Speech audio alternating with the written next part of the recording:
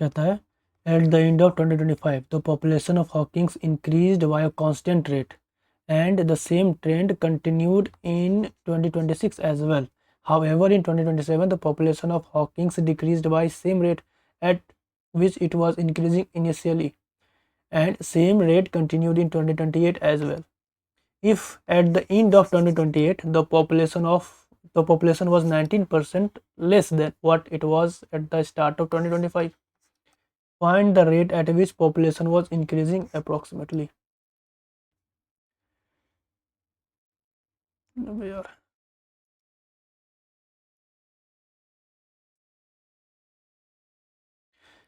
Suppose मैं बोलूं कि पॉपुलेशन 25% से इंक्रीज हो गया और पॉपुलेशन 25% से डिक्रीज हो गया, तो आपके मन में तीन बातें आनी चाहिए।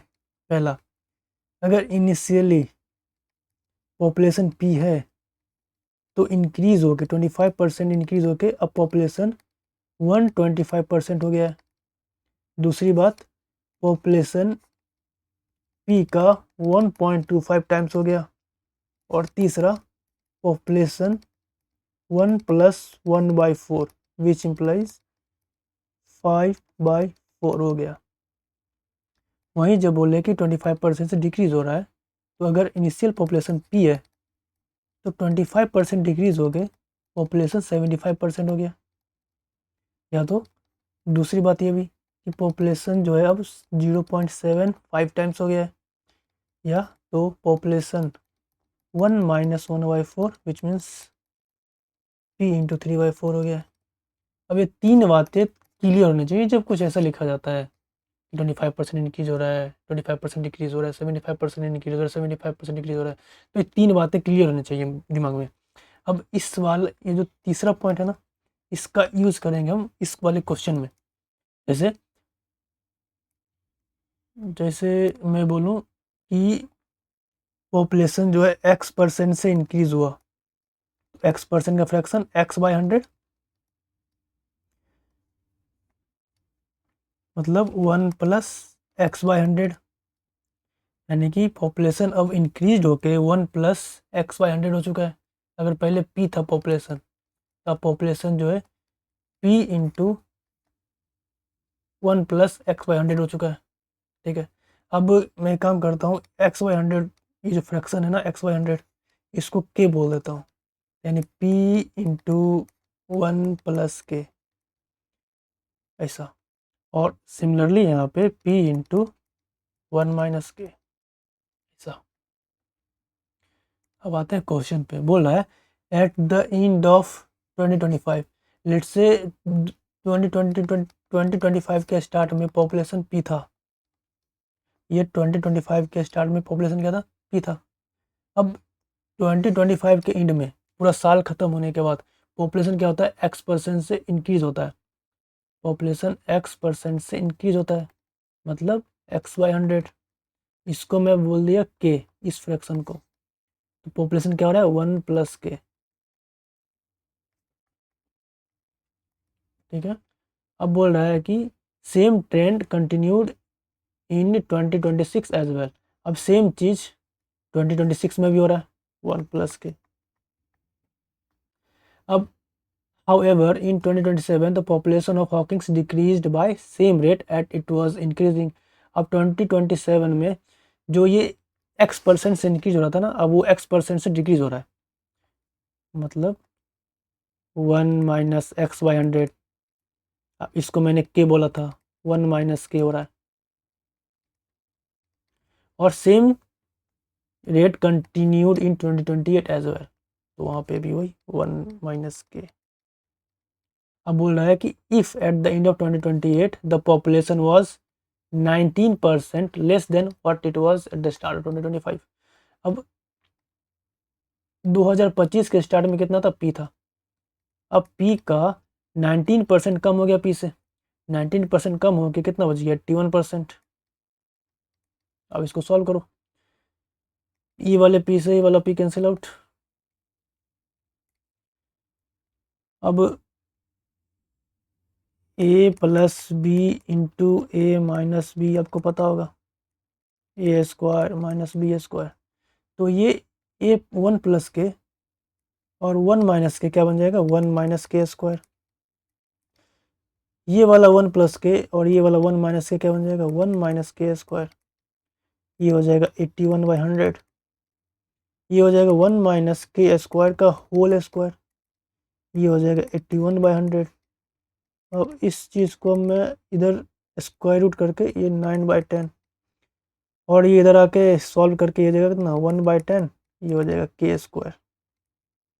के स्क्वायर के क्या है के क्या था x/100 को मैंने क्या बोला था तो x/100 इसका स्क्वायर ये बराबर है 1/10 का एक्स स्क्वायर डिवाइडेड बाई 10,000।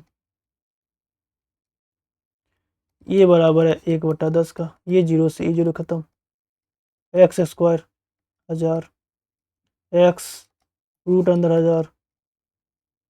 ठीक है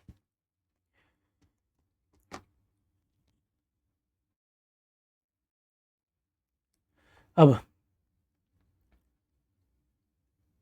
1000 का स्क्वायर रूट निकालना है। 1000 तो परफेक्ट स्क्वायर रूट है नहीं ना। ये कौन से दो परफेक्ट स्क्वायर के बीच में आता है 961 और 1024 यानी कि 31 का स्क्वायर और 32 का स्क्वायर यानी कि आंसर जो आएंगे 31 और 32 के बीच का कोई आएगा।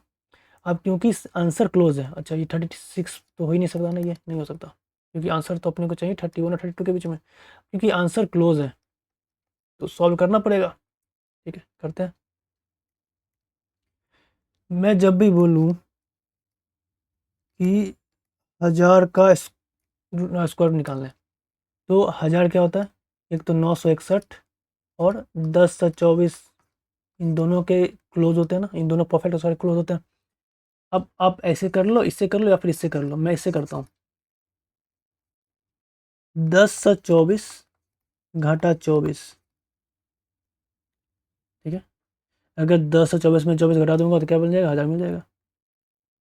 अब ध्यान से देखना इसका स्क्वायर रूट 32 माइनस ये जो लिखा है इसको यहाँ लिखना 2 लिखना और ये वाला जो है इसको यहाँ पर लिख लेना सॉल्व कर लेना।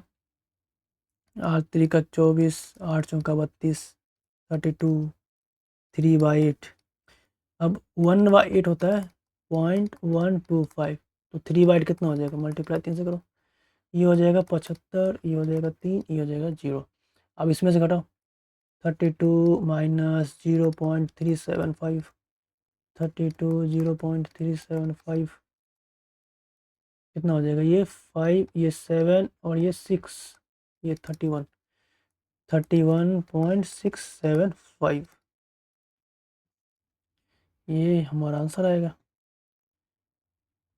31.625 जो कि ये रहा। अब आप बोलोगे कि ये कहाँ से आया आपने ऐसे कैसे कर दिया भाई ऐसे कैसे। तो एक बाइनोमियल थ्योरम है मतलब बाइनोमियल थ्योरम होता है इसमें 1 minus y 1 minus y/2 y square by 8 y cube by 16 ऐसे करके ये एक बाइनोमियल थ्योरम होता है। ठीक है अब ध्यान से देखना डिनोमिनेटर सब में बढ़ रहा है ना तो जैसे जैसे डिनोमिनेटर बढ़ेगा ये ओवरऑल वैल्यू तो उतना ही कम होता चला जाएगा ना। इस वजह से ओवरऑल जो हमारा वैल्यू आता है ना उसमें माइन्यूट सा डिफरेंस आता है। ठीक है तो ऑलमोस्ट क्लोज वैल्यू आ जाते हैं। अब इसमें ऐसे कैसे कर दिया मैंने ध्यान से देखना मान लो मैंने इसको ऐसे लिखा 10/24 माइनस 24।